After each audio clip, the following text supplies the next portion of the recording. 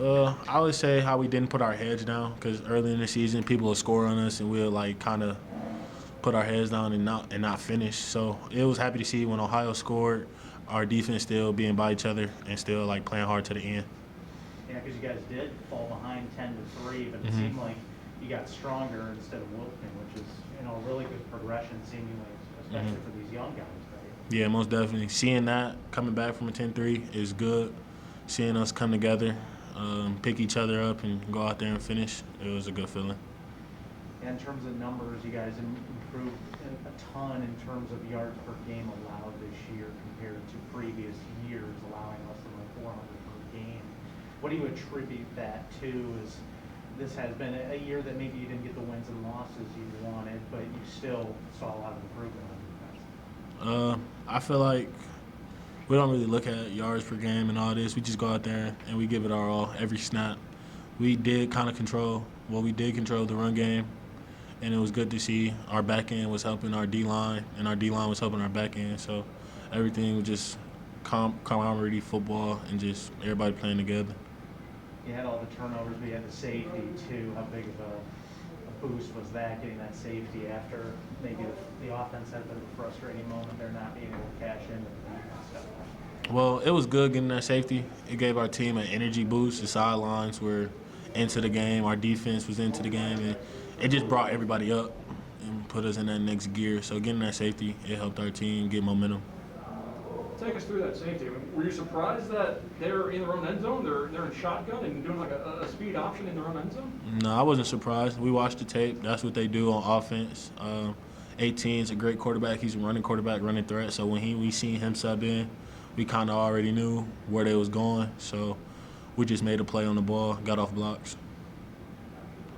Karl, I mean, for a lot of the seniors, their last game on this field, between the boys in the locker room, what did it mean to get a win? Those last game here on this field, what did that mean to get that for them? It felt good. We don't have that many seniors, so for us to get them a win their last time here at the Dwight Perry Stadium, it was a good feeling. Just to send those guys off with a bang. I know defense and special teams can kind of go hand in hand, and Nate Needham had 4 field goals today. I mean, he's just been unbelievable all season. Just tell me about what he can do for your team and just the kind of weapon and playmaker that he is.